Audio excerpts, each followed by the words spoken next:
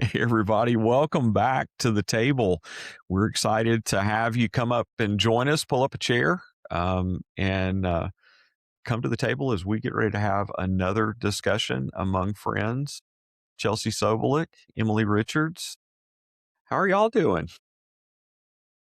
Doing good. Honored to be here and thankful for the opportunity to have another discussion together, and grateful for all of y'all that are joining us at the table today.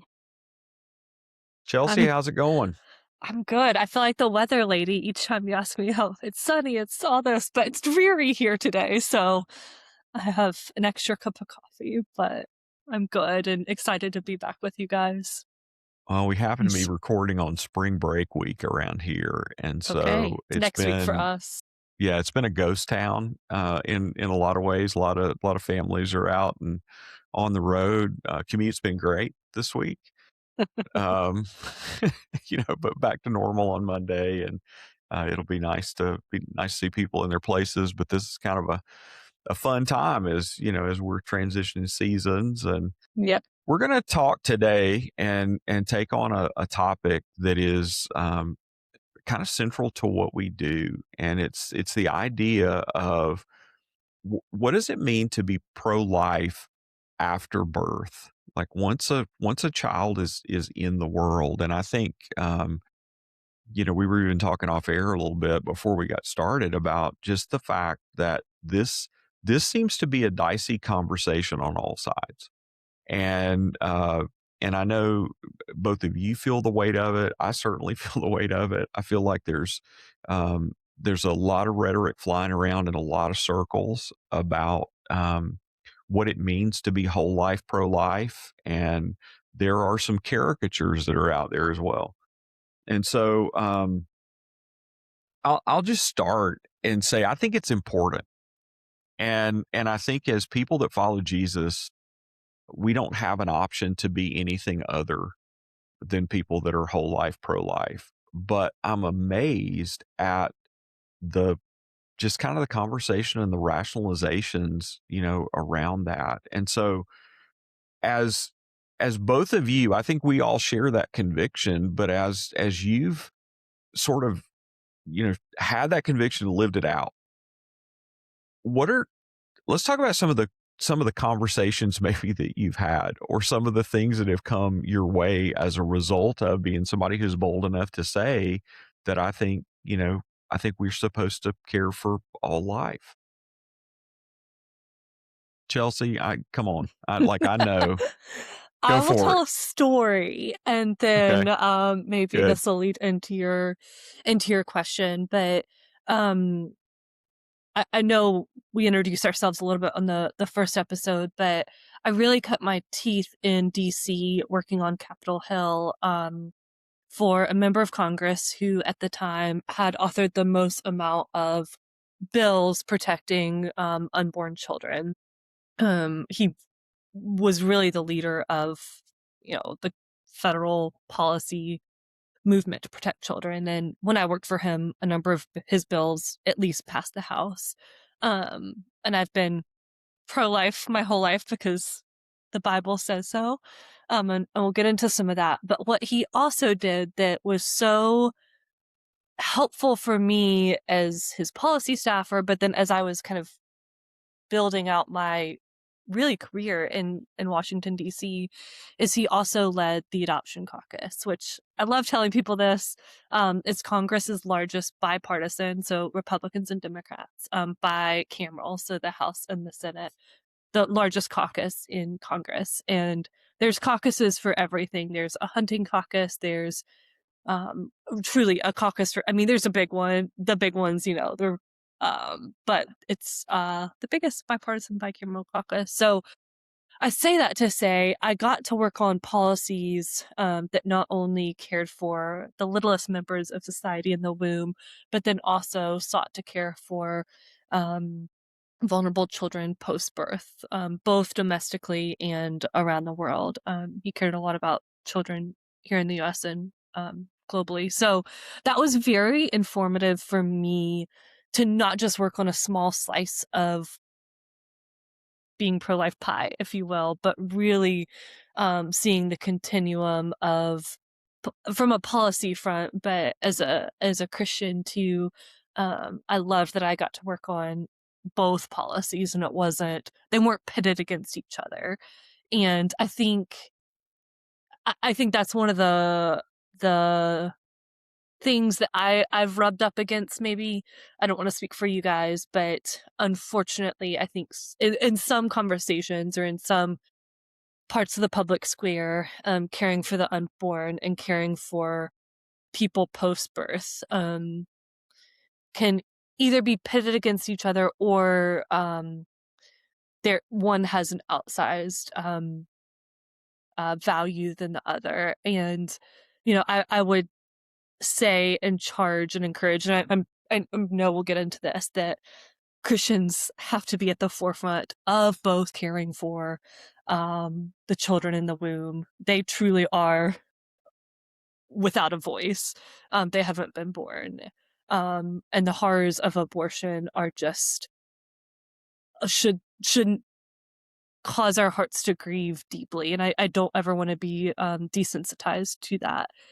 And we should also be at the forefront of caring for children and moms and families post-birth as well. And so, yeah, I think that story, I carry it with me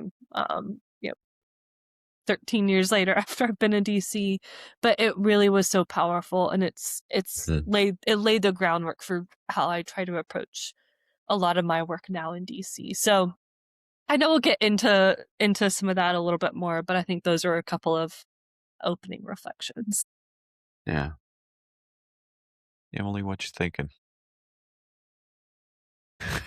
Well, I mean, I don't have a ton more to add. I think Chelsea, Chelsea's been a beautiful champion on the very front lines of these conversations and the way it impacts work and society. And so I don't have much to add beyond, I think, like, this calls, and we'll get into, I think we'll get into more of the meat in the conversation, just hearkening back to some of the other conversations we've had, Dr. Rick, of, government can't solve these issues, and the opportunity for the church to show up and be the church on the whole continuum. And I think even upstream, when we're talking about family preservation and being with and alongside women in a vulnerable situation when they find themselves in an unplanned pregnancy, all the way through, how do we champion policies and strong communities that support all families, and what does that look like? And I think a lot of it is often much more granular, and everyone doing their little bit in that. And so I think the challenge is not to fall into the trap, which I feel the current stronger and stronger in today's even political diatribe and policy chatter.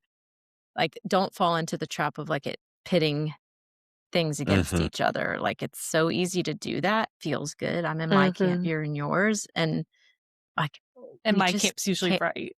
Is how people, right. Yeah, right. Of course. And like, of course it is. We cannibalize really good work and our witness. And it's like, guys, stop. So that would kind of probably be my opening thoughts. But I mean, Chelsea beautifully summarized it.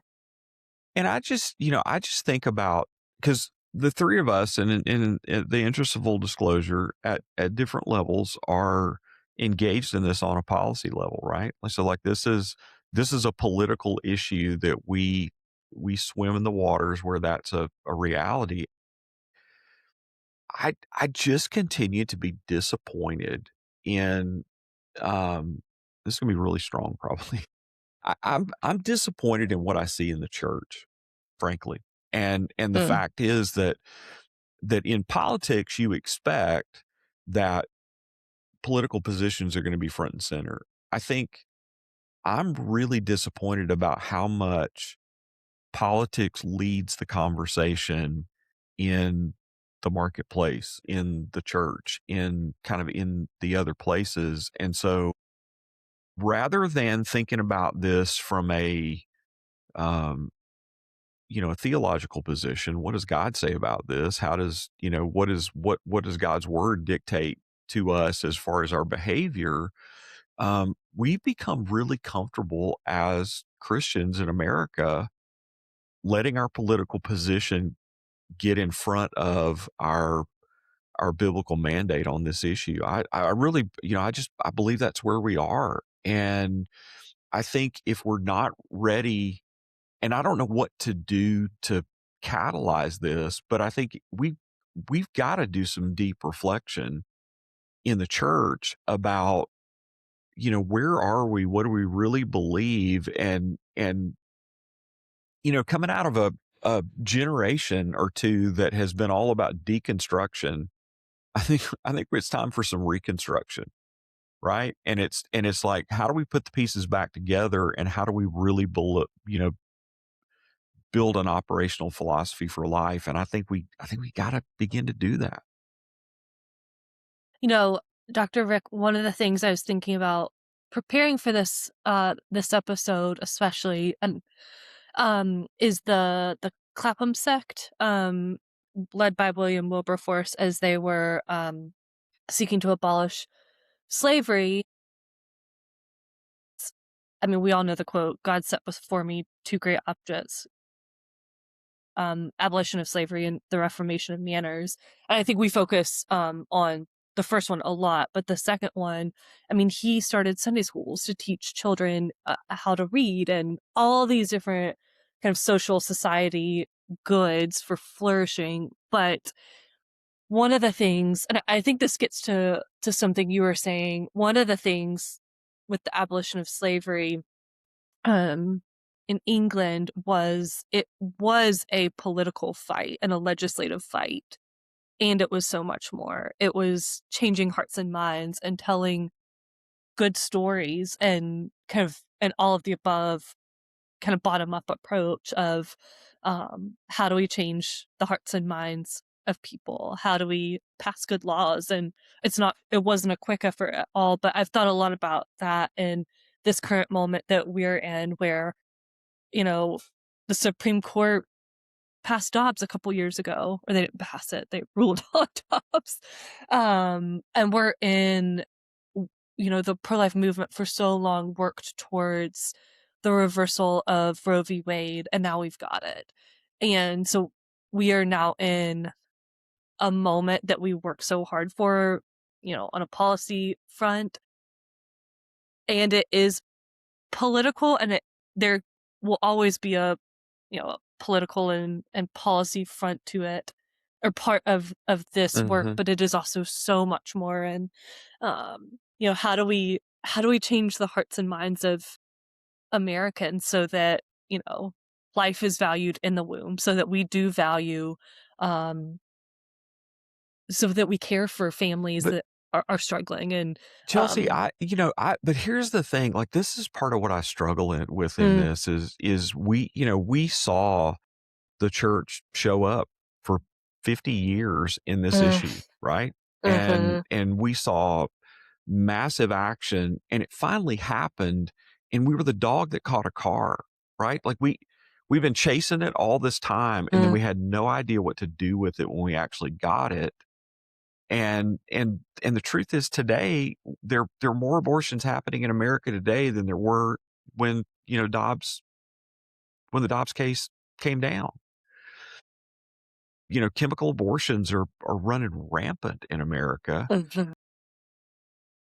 And so, I kind of feel like maybe we won the battle, but we're still losing the war.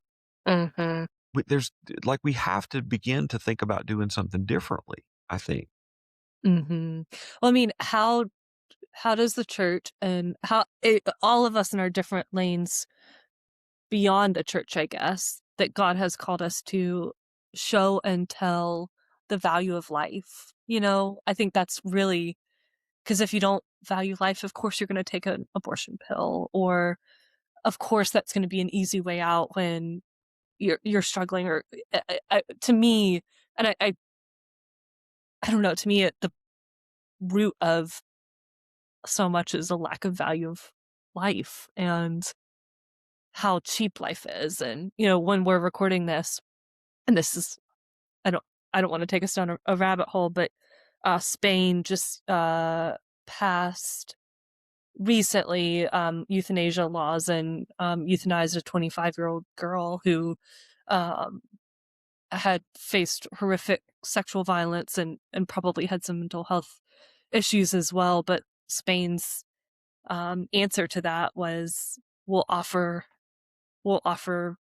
to end someone's life rather than kind of a long-term care solution for an individual struggling. And anyway, no, Dr. Rick, I think you're right. And we're in a moment where,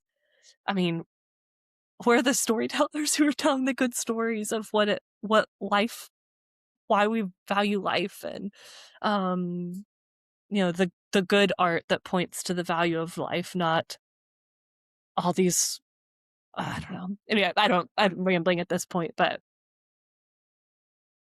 I think our culture doesn't value life is the point.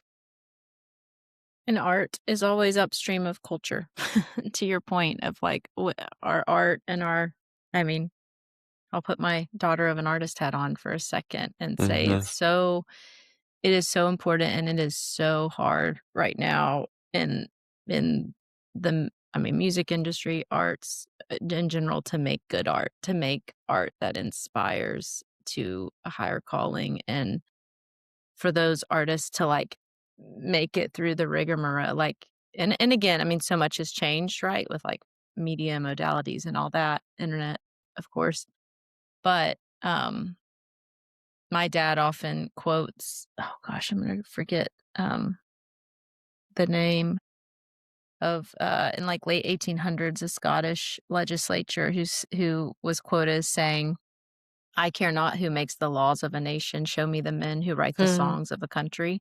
And so I do like, I actually think that's an important part to It this really of like, is. how do we cultivate in our children and as church members in our community, our church community, but then the broader community, like celebrating life, celebrating the new blossoms in the springtime, like stopping and noticing and being mindful of the rhythm of life that is happening all around us, and like, which is the gospel story, right? Like, unless a seed fall to the ground new and, can't be buried to plant a tree that brings new life, right? And so,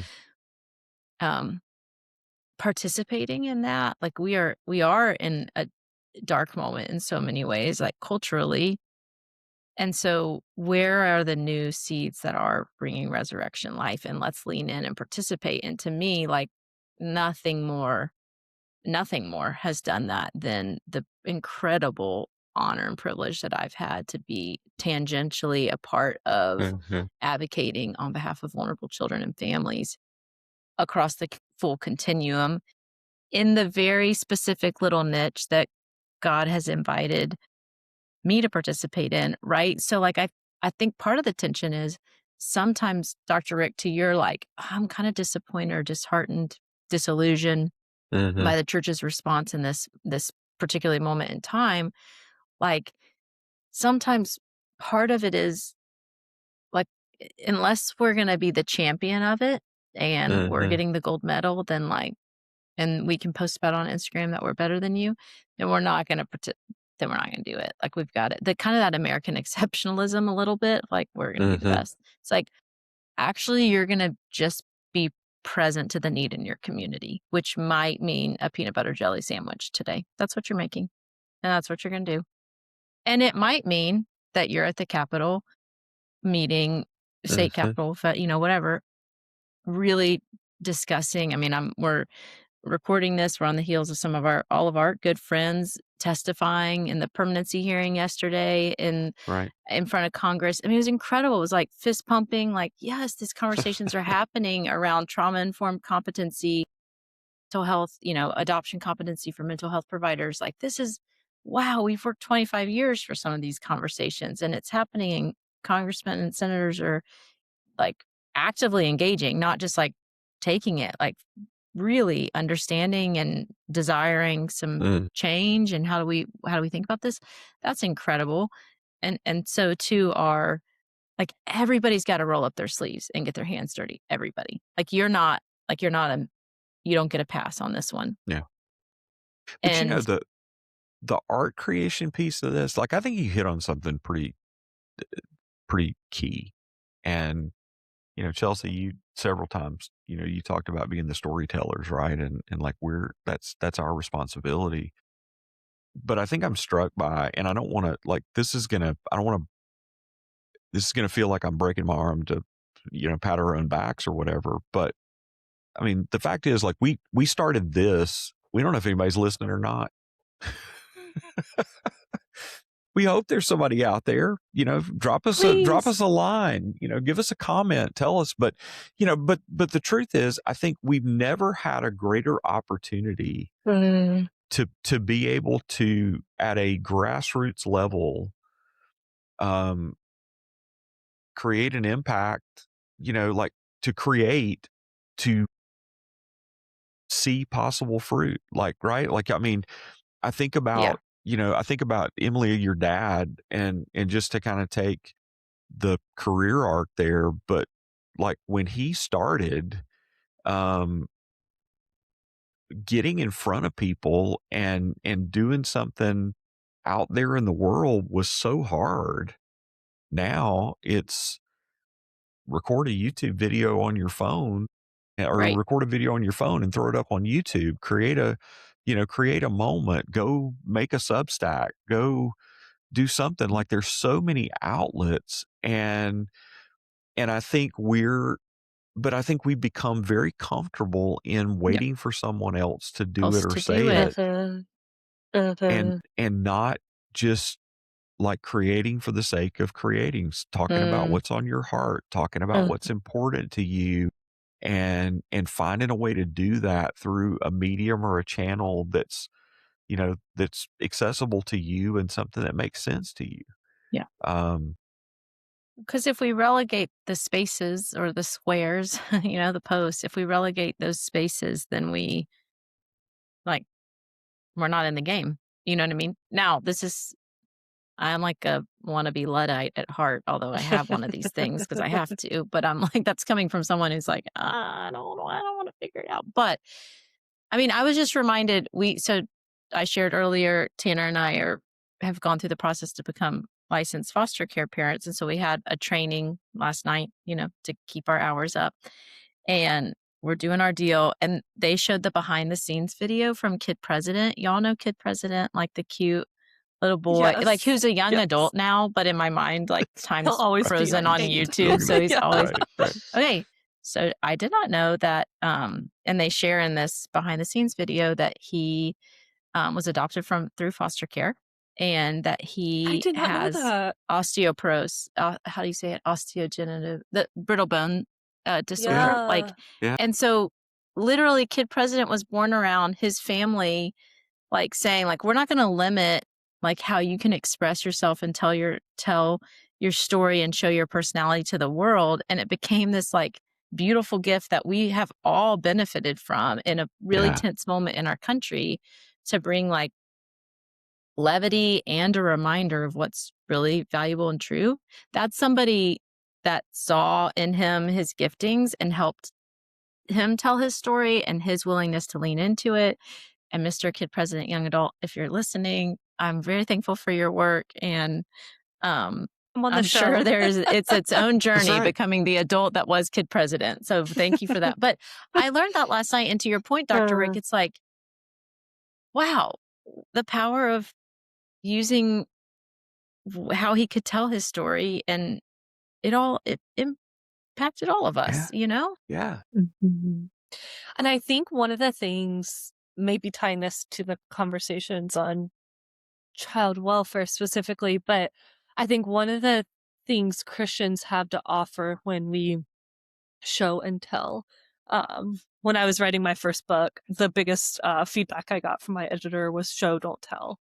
I didn't want to be lecturing. I wanted to tell beautiful things that were also true. I think one of the things I've been convicted of, and I,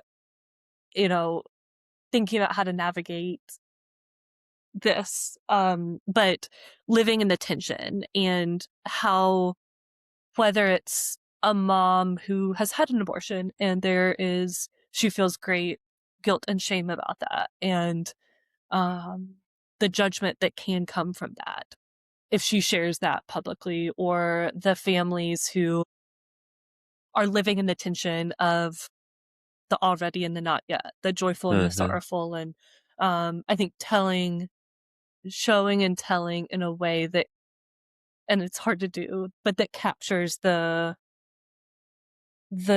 challenges and difficulties, and as Christians points to the hope we have in Christ and the redemption, and not in a Pollyanna-ish way where it's all going to be okay. But I think that living in that tension and telling stories in the tension, and there's wisdom in not sharing a story while in the middle of the hard, but there's also, I think, wisdom in not sugarcoating and telling a story once there's a complete red bow on it. So I think, I will stop. I will stop there. There's more I could say, but that's where I'll land the plane.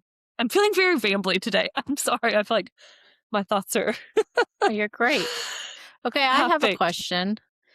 So one of the articles that I read for preparation for this was just highlighting, like, Dr. Rick, you highlighted the number of particularly chemical abortions that are happening in our country. And then on the other hand, we have state legislatures that are introducing, like, new policies and even wraparound support services and funding, both getting creative how they pull down, federal funding, but also allocating state funding. So how have you been, like, have you seen examples of that working well? How have you been encouraged? How can people, like, everyday churchgoers, understand what's happening maybe more at the state level and get engaged? I don't know, because I feel like that's a window of opportunity.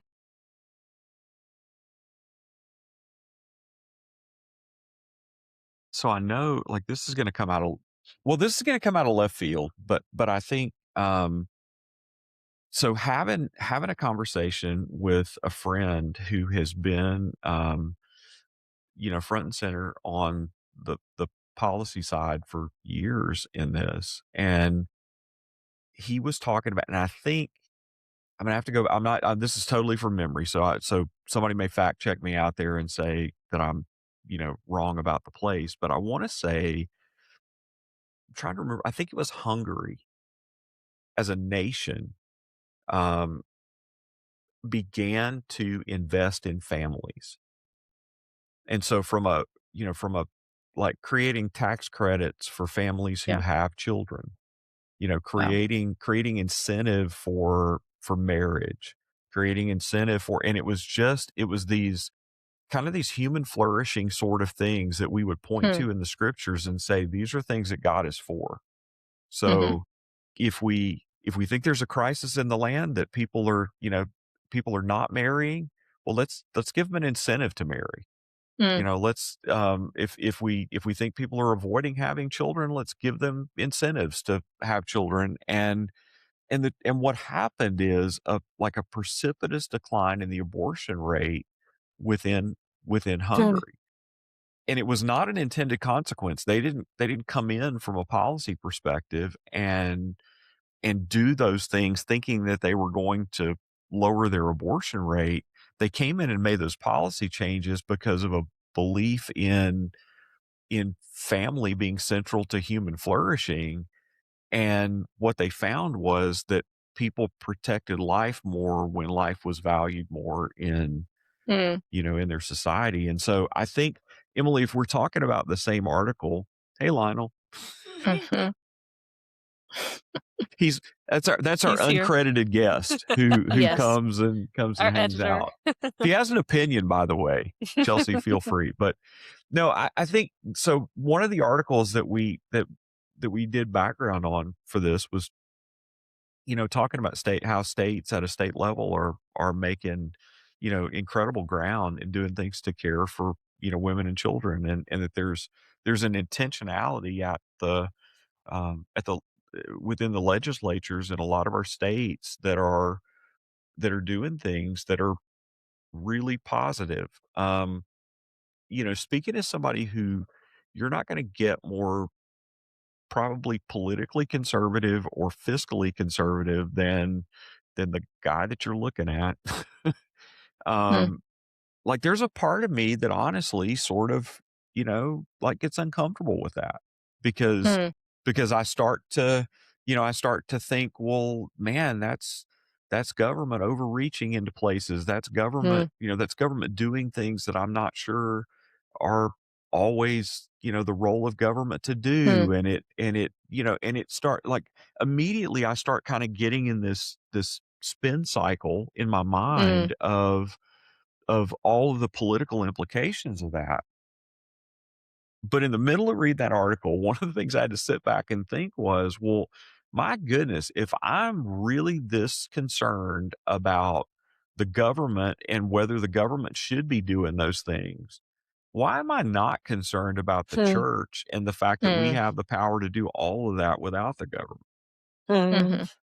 Hmm. Hmm. That our speaking into the lives of families, our providing for people that have needs, um we talked about, and Emily, before we started, I was telling you about some things with Care Portal and our friends there, and Lifeline. We work with them in a couple of states. Well, a care sharing system where Hmm. believers are able to give things and provide resources and tangibly meet the needs of families that are in the system that are supporting children, but also families that we're trying to keep out of the system, and trying to lower the number of kids in foster care. And the way we do that is, well, if I've got a bunk bed that I'm getting rid of, somebody out there probably needs it, and Hmm. let's have some sort of meta system where we can Hmm. share those things across our community. In and the net impact of that is every time we do that, that's something government doesn't feel like it has to step in and do. Yeah. But we have to land one place or the other. And I think the thing that is really, again, it just continues to be a frustration to me is where I think a lot of times as Christians we end up landing is we just tap out. Hmm. Like we just don't, we don't want government to do it, but we also don't want to take responsibility for it somewhere else.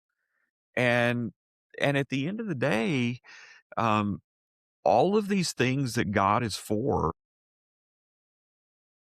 He expects us as the hands and feet of Jesus to be the people that actually do it. Hmm. Yeah. And we kind of just find convenient ways to not. Hmm.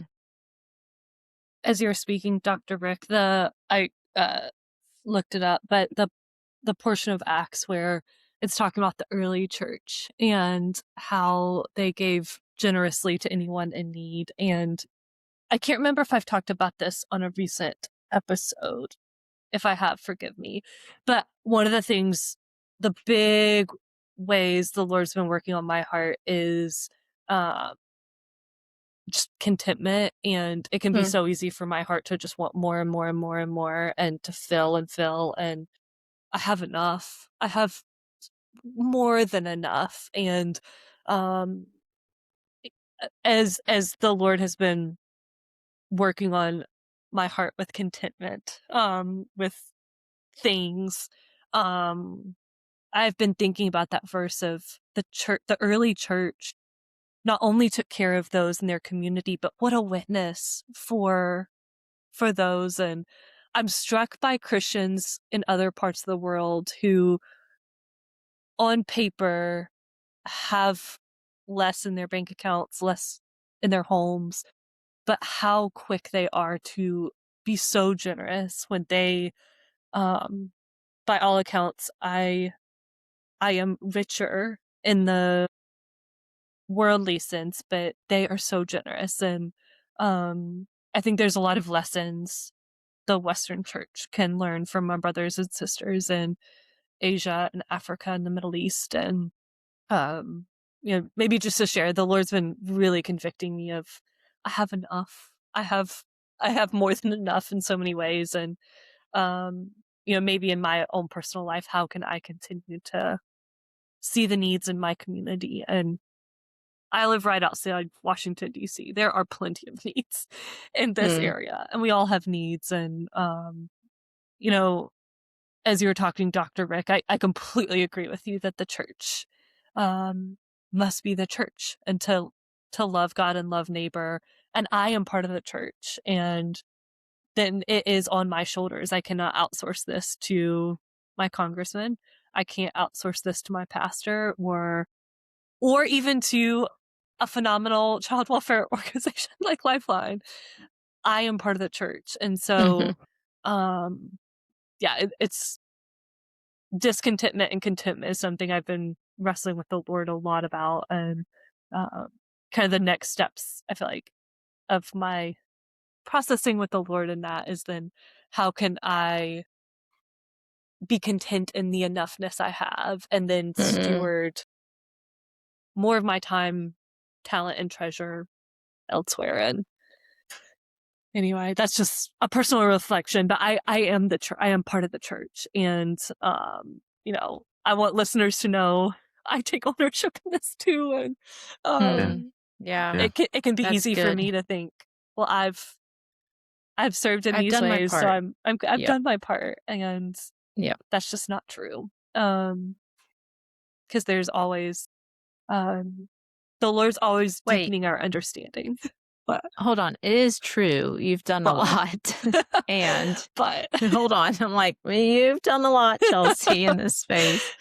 And the invitation continues to be there. It's a both and. And I think, I'm convicted listening to you talk and reminded of the gift of this concept and podcast, Dr. Rick, of just coming, very much so replicating what we do when we have the privilege of seeing one another in person and being like, oh man, I'm glad you said that, because that's convicting me. Or it's easy to point my finger at others and go, oh, you know what?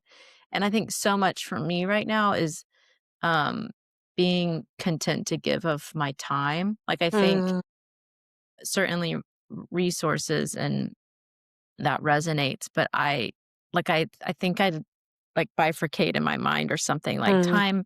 God didn't mean, like, he means like be generous and, with my resources, and not, be content and not, always needing more, more, more. It's like, that also means my time, and like perhaps my, greatest commodity. Right. And being mindful of the souls under my care that I am stewarding as their mother, and the privilege and the gift that is. And then also balancing that. We've had seasons of like what it looks like to give, and this season is my participation formally in this organization or whatnot. And then a season changes, and you have to reevaluate and go, okay, what does it mean to give of my resources and my time in this season? And so that's been more tangible, practical, hands-on in this new season for our family, because our kids are at an age where they can lean in. And so I think the exercising that muscle, as we do in organizations or business, or like so much of our life,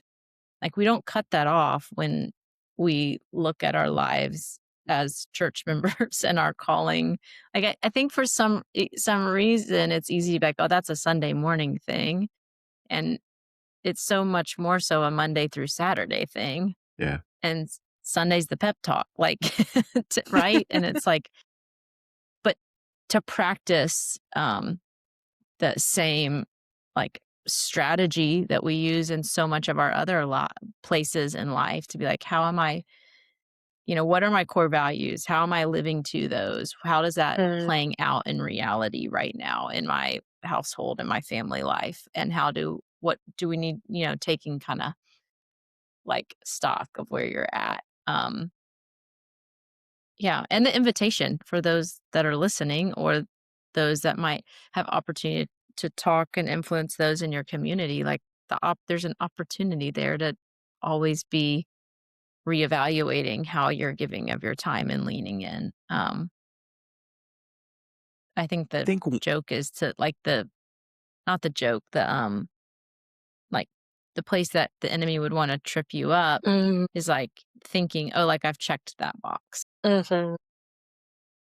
Well, and I think it's tough sometimes too, and I'll just say I struggle with this, is being present and sometimes seeing those opportunities that are there, and it's like being you,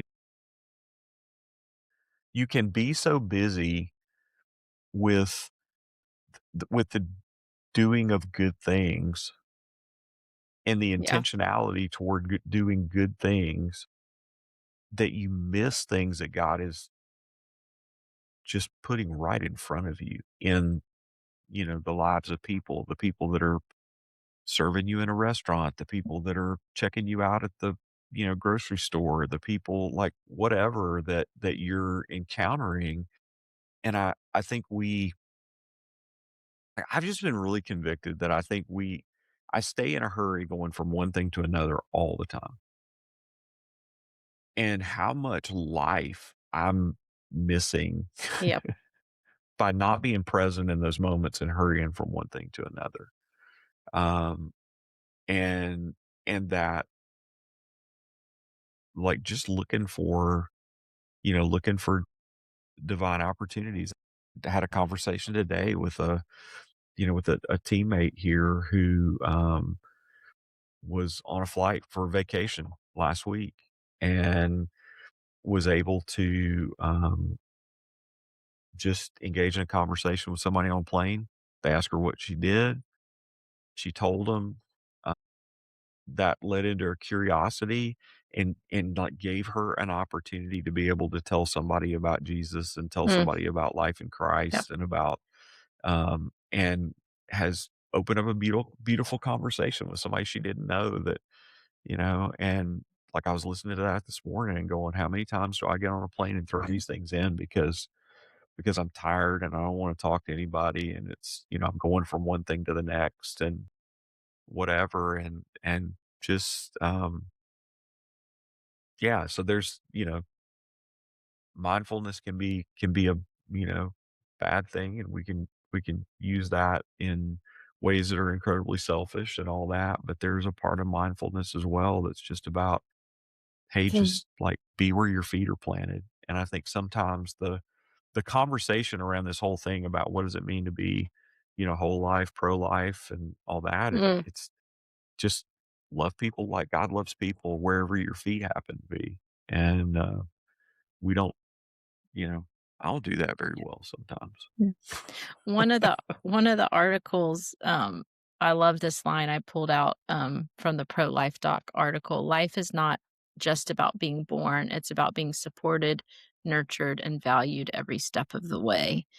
And I think if we can I think the invitation, Dr. Rick, that even in telling that story, the invitation that's there is to like put on maybe a new lens or adjust our prescription and the lenses a wee bit to see that, like even in that moment, that's like a pro-life, pro-flourishing ethic that's actually impacting your choice to sit in an airplane and lean into a conversation and to to live that out. Like it's not just about being born. It's like where do I have the opportunity to support, nurture, value, call life forward in someone else that might be in my community or might be a complete stranger. And when Tanner and I were at Bible college, my professor of missiology, Jacob Thomas is his name, and he was just so brilliant and always so like joyful. And he started every class and he always would say, mission starts with a smile.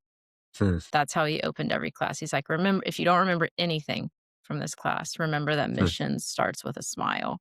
That's And good. I'm not naturally a smiler. Like, so, I mean, I'm laughing right now, but like, that's probably not the first thing that comes to mind when people are oh, Emily, I don't know. I'm trying to be better about it, but I'm like, I hope people don't think I'm just like this stoic. I had a meeting one time with a partner organization when I was executive director at Show Hope, and they were like,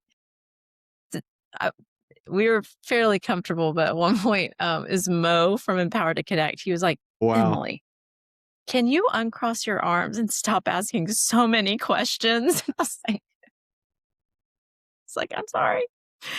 I'm sorry.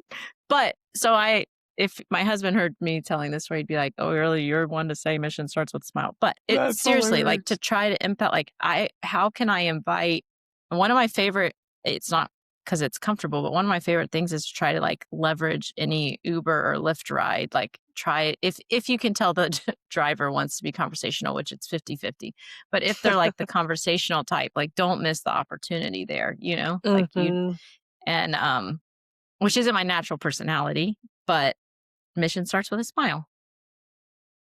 I love that.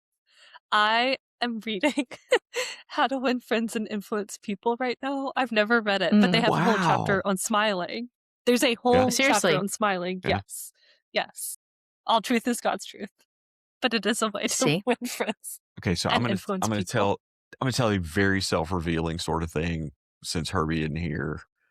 But like one of the things we do when we travel together is, and you mentioned Uber, and it just we have a game we play when we're traveling, and it's to like guess the nationality of your Uber driver. And so when we get, big cities, lots of people coming from all over the place, you get the thing on the phone that who the Uber driver is, you get name and picture, and then we make a guess. And then the game is to find out where they're from without asking them. And so you can't ask them. You have to engage them in conversation to like try to get to know them. And the game is to get there.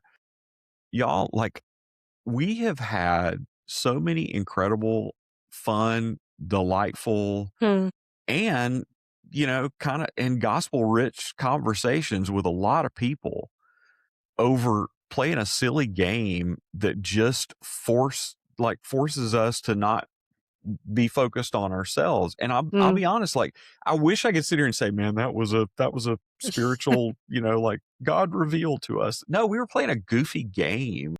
And all of a sudden realized in the middle of it that we were like cracking into people's lives and getting to know them. And it's been a fun thing. We've been doing this for years now.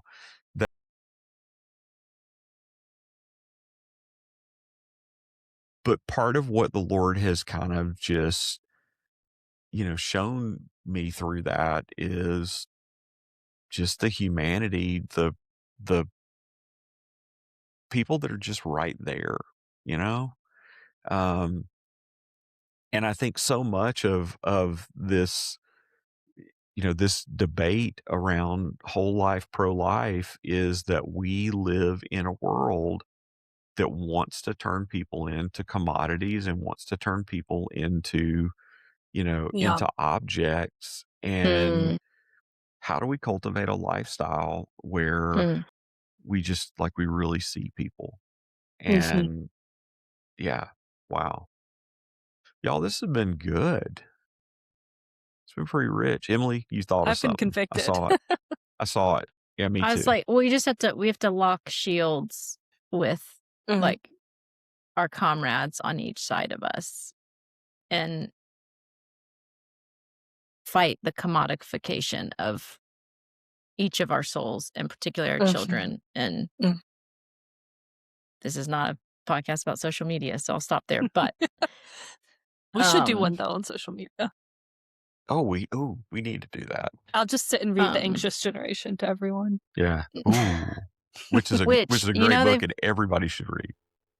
And then about the new book that he came out with, The Amazing Generation. Teens. Yes. That's for teens and kids. Yeah, I have it. We're going to go through it with my kids this summer. I'm so excited. That's and great. Just the reframing of like, no, you're the amazing generation. Anywho, we got to lock shields and be together on the front lines of holding mirrors up to humans and saying, you've got a soul, and look at it, see it, feel it. I don't know. Sorry. Emily, I'm laughing on the inside because I've been weirdly obsessed by some Viking movies recently. Okay, And I was so like, the- not and what I so the thought you were whole- going to say. yeah, like I don't know, like it was just, but when you said lock shields, I'm like, okay, I know what that means because I've watched it, like the shield walls and stuff. And yeah, and yeah, enemies' arrow can't penetrate as easily. right. And it's like, and like the thing that amazes me about that though is that there were people that didn't think of that. Hmm. There were people that fought wars that didn't think of that, and I'm going like, well, the object is not to get shot. Maybe you should like put more stuff up in front of you. That would be a good idea. So, and like not try to go it alone. right. Which is a great way for us to segue out of this episode to say, lock shields with the people around you. Like do Yeah. do the stuff, do the basics. And but how easily we forget. This has been, good grief, we're all gonna have to sign off and now go spend the rest of our day just hanging out with people and seeing people and seeing what God's gonna put in our path today. That's the way gonna be this ends. Great adventure. That's it. Ooh. Oh. Oh, that was, wow. There was an Easter egg moment that we all can enjoy. What if That I was- try to do that every episode from Everyone, here on yes, out? yes. I think It's like I the think that Friends. should be, maybe we could make that a game, and we could say, Yes. like, if you put one line from one of your dad's songs somewhere in a podcast, if people can find it, we'll send you a t-shirt. First Okay. Ooh. Okay. Wow. Can I dive in Now- first? Now there are going to be Oh. people. Now there are going to be people that are going to be listening to this Hey. show, and they're going to intently be looking for the phrase. No. The challenge is I have to plan an Easter egg, and it has to be enough of a deep cut that Dr. Rick has to be able to find it. That's Oh, the game. I like there you that. go. Okay, all right, that's good. Because I was going to say, folks, ain't no t-shirt coming. Just want to be honest about that. We love what we're doing, but we're not that dedicated. So Not yet. We're not gonna. There will be one. We can get one T-shirt. It'll be an Alabama shirt signed by Stephen Chris Chapman. Ooh. Oh. Oh, I'm seeing I I'm love seeing I'm seeing a vision for a great contest here. Although I think we should do the one which by the way, I must confess that I've seen your dad like 2 or 3 times and still haven't done this, but I want the shirt with the mullet on it signed. You've seen, he has one, right? That's what you're, he has a yeah, T-shirt. that's what I'm saying. Like I want You want it him to signed by him? sign that shirt. Like and that, give it that to you me or is- wear it. Yes. signed. No. I want him to give it you to want me. Oh, okay. I got want it. Like Got I it. guarantee I'd have it like that jersey back there. It would be Okay. that would be iconic. Challenge accepted. There you go. All right. That'll be your wrap Wow. gift. I know. Wait a minute. We have to do rap gifts. Oh my goodness. I mean, What's that? It's after like we on end a it, TV show at the end of the like we end the season and episode. everybody gets a gift and stuff like that. And we're cheap. We're not doing that. So anyway, all right. Well, hey, we really appreciate you coming and pulling up at the table Yep. and joining us. We'd love to hear from you. So in that comment section on YouTube, let us know what you'd like to hear us talk about. Who knows? We might even call you and say, hey, would you come on and talk about it with us? Because we need help. So, we're thankful for you, thankful for Chelsea, Emily, for y'all joining us. And we will be right back here again next week. We hope, maybe, possibly, willing. maybe with a t-shirt contest, maybe with an Easter egg. We don't know. We'll be Come here. back to find out. All right. Come back to the table. Thanks, y'all.